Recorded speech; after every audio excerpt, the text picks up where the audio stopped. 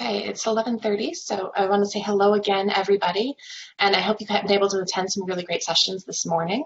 So again, I'm Amy Barker, the chair of the 2021 Glitter Conference Committee, and I am delighted to have the privilege of introducing our keynote speaker, Wendy Cornelison. Wendy's the Assistant State Librarian for Library Innovation and Collaboration at Georgia Public Library Service and the current president of the Georgia Library Association. Ms. Cornelison earned a bachelor's degree from Iowa State University and a master's degree in information science from the University of Tennessee. She has 15 years of experience working in and with public libraries, advocating for equal access to information resources, no matter where you live. Today she will be speaking with us about our theme, Defining Our Moment.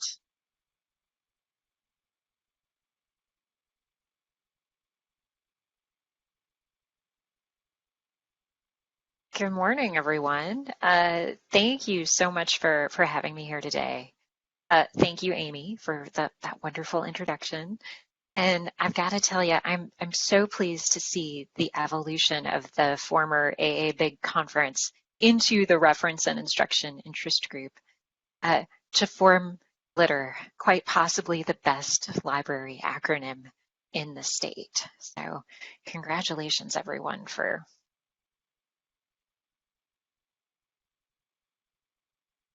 So as I was organizing my thoughts around the theme of defining our moment, I kept thinking about all of the ways that the people who work in libraries across the state of Georgia and really across the nation have stepped up over the past 15 months or so.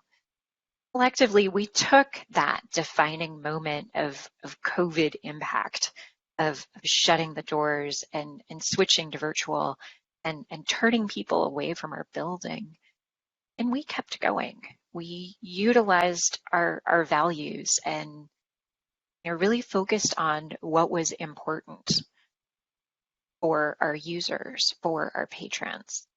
We rushed to fill in the gaps as we saw them.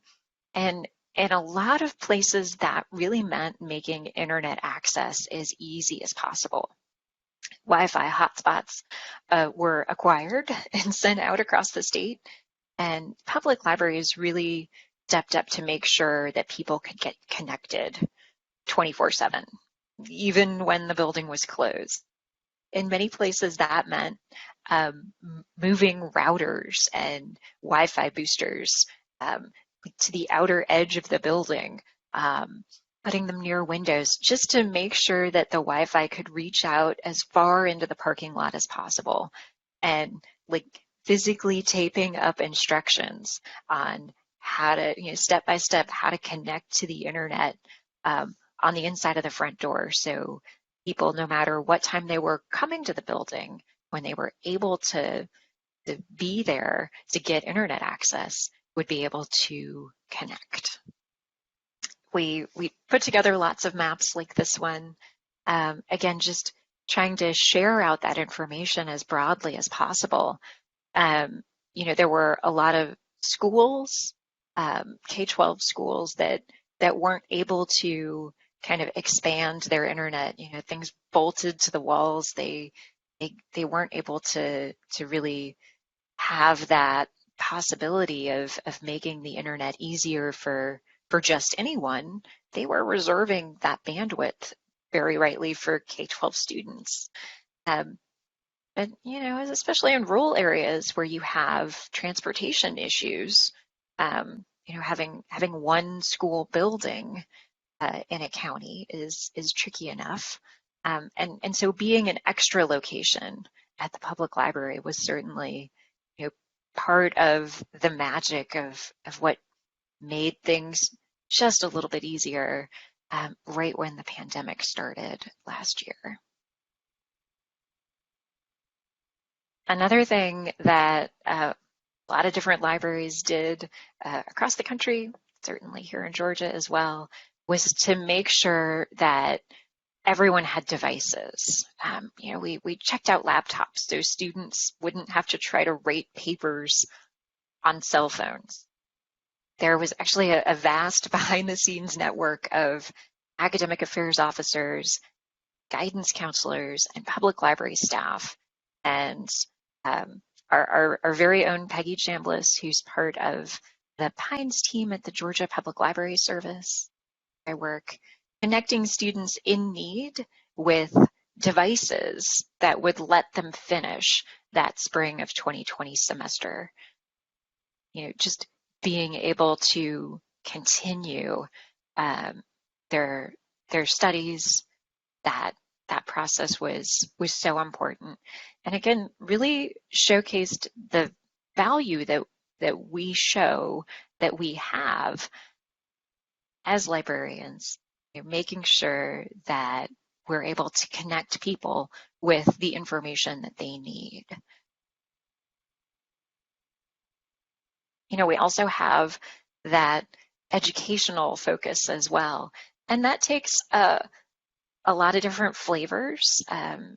Every public library in the state has different things that they focus on. Every library in the state has different things that they're good at, but we all do serve as that knowledge center.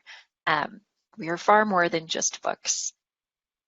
A lot of the events that libraries had been hosting, of course, went online.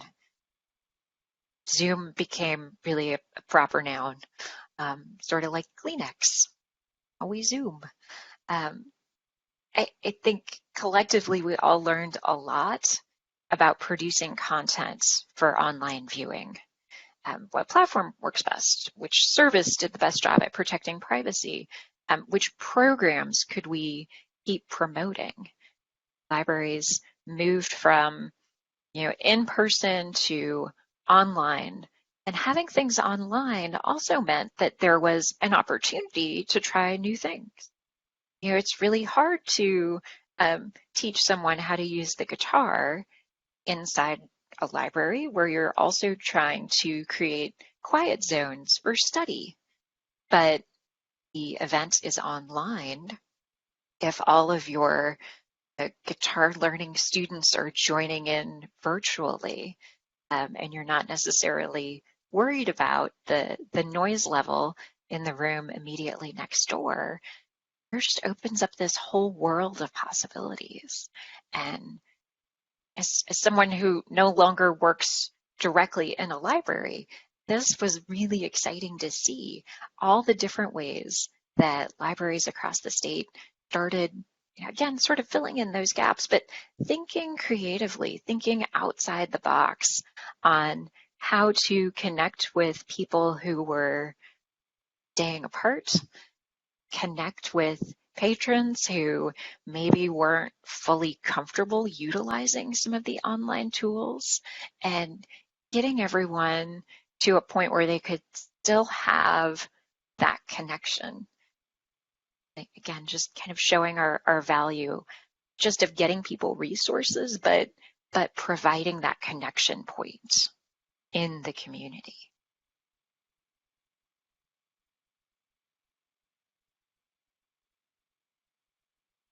We kept as much access to resources as possible.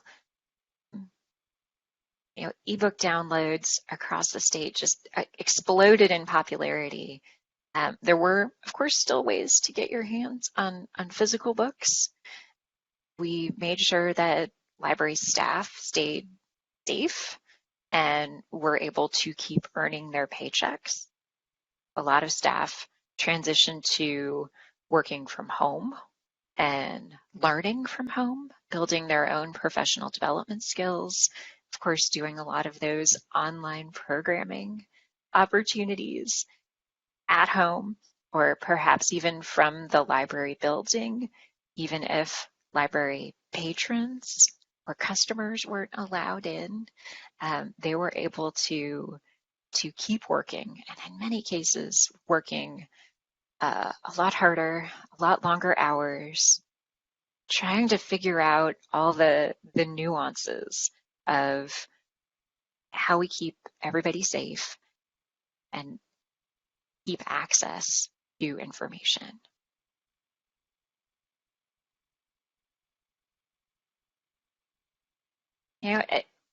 Again, sort of on that theme of defining our moment, it's important to be aware of our defining moments. They make us who we are. They provide insight for our own values and also the values of others. There's a really great book called The Power of Moments by the brothers Chip and Dan Heath.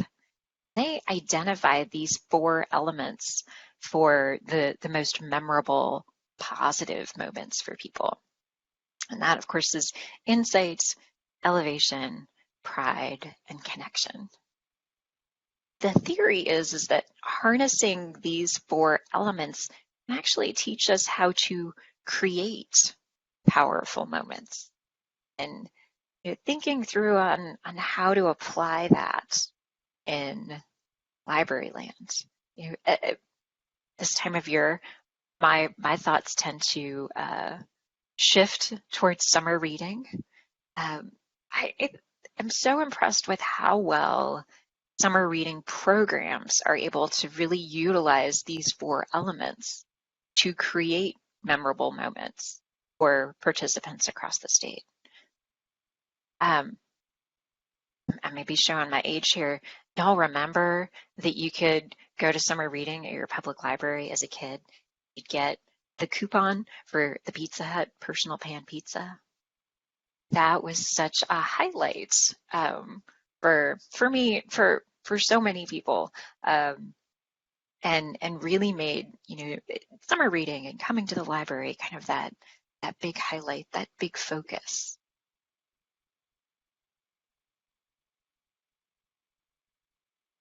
And I would argue that we, as librarians working with people every day, have that chance to help define moments for other people. Libraries have never just been book warehouses. We are very well branded as book warehouses, but we are knowledge centers. It doesn't matter what kind of library you are a knowledge center for your community. We are connection points for our communities. It's often been described and defined as that third space.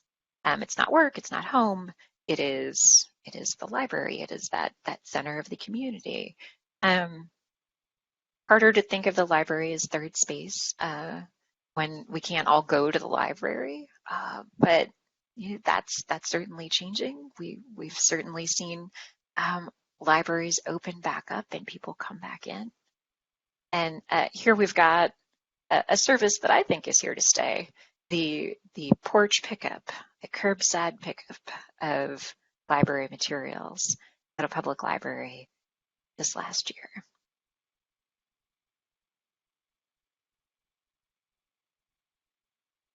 So take a moment and think about a defining moment in your own life.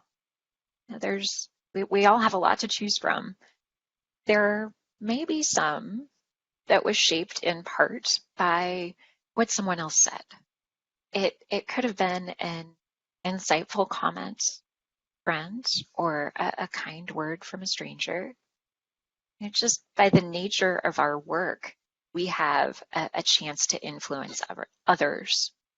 We can choose to use the elements of insight, elevation, pride, and connection to build memorable moments, to help shape the story that people tell themselves about who they are and what's most important in their life. And moving forward, defining the moments that we know are to come, the challenges that we have to face, I am certainly struck by the kind of place that we have as librarians and the struggles that we face with misinformation. It arguably be the defining issue of our time.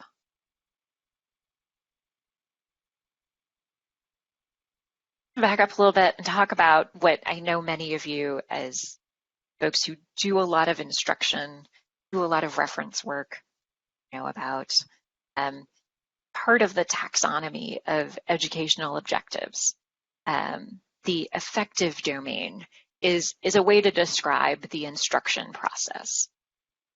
We want students of all ages to pursue and realize the value of knowledge and start acting on this new information and incorporating it into their own values. So we don't just give someone the facts.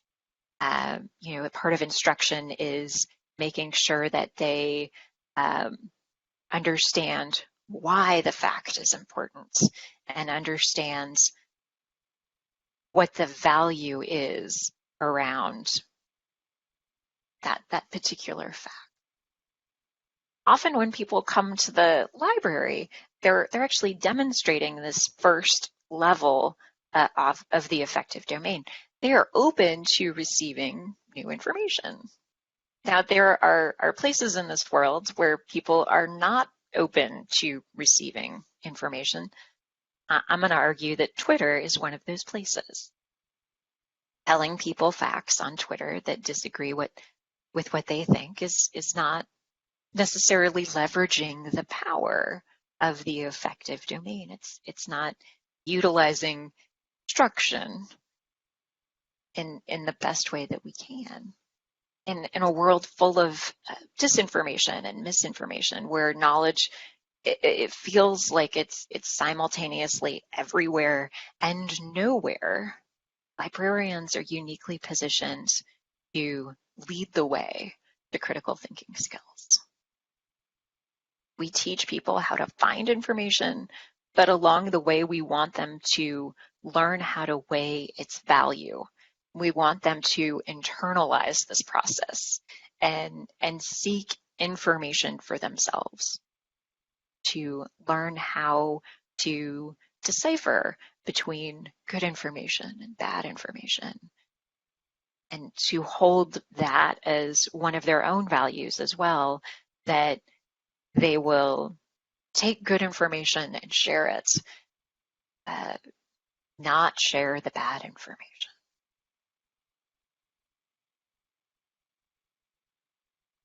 This is hard work. This is work that takes time and to be intentional. Many of us have a chance to work with students over the course of a semester or the course of their college career. Sometimes we only get a couple of interactions, sometimes just quick checks that people are doing with us.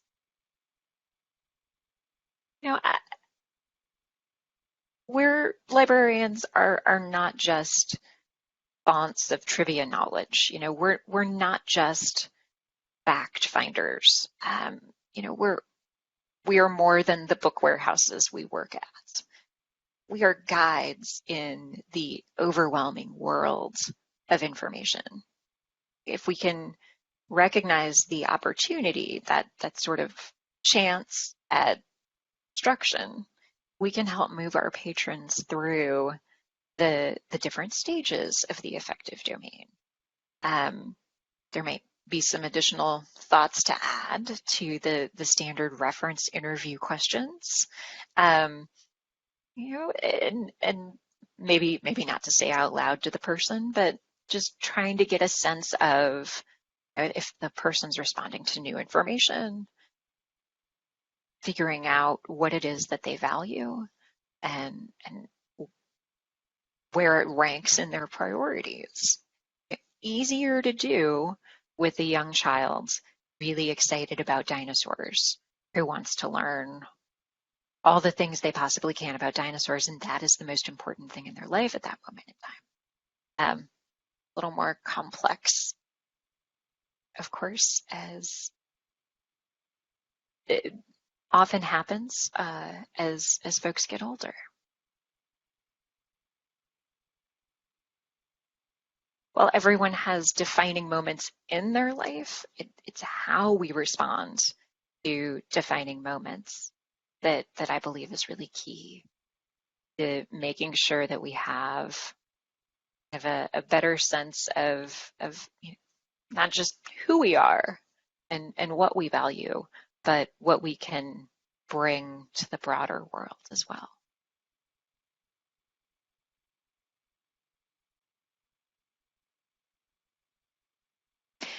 So with that, I will pause and ask if there are any questions.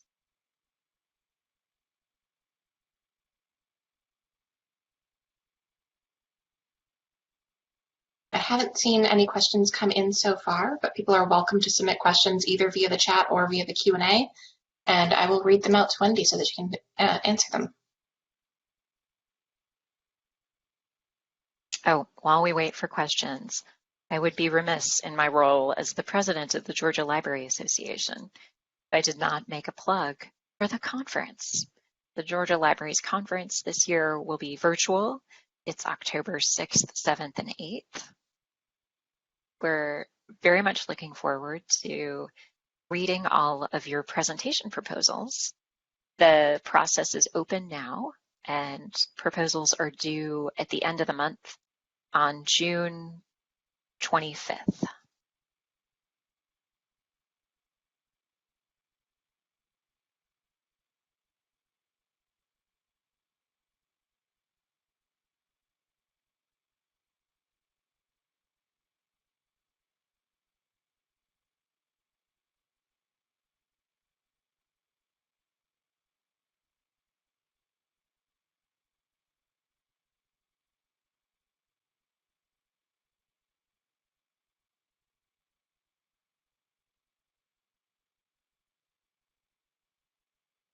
I'm still not seeing any questions come in. Do you want to just wait for questions, or would you like to wrap up?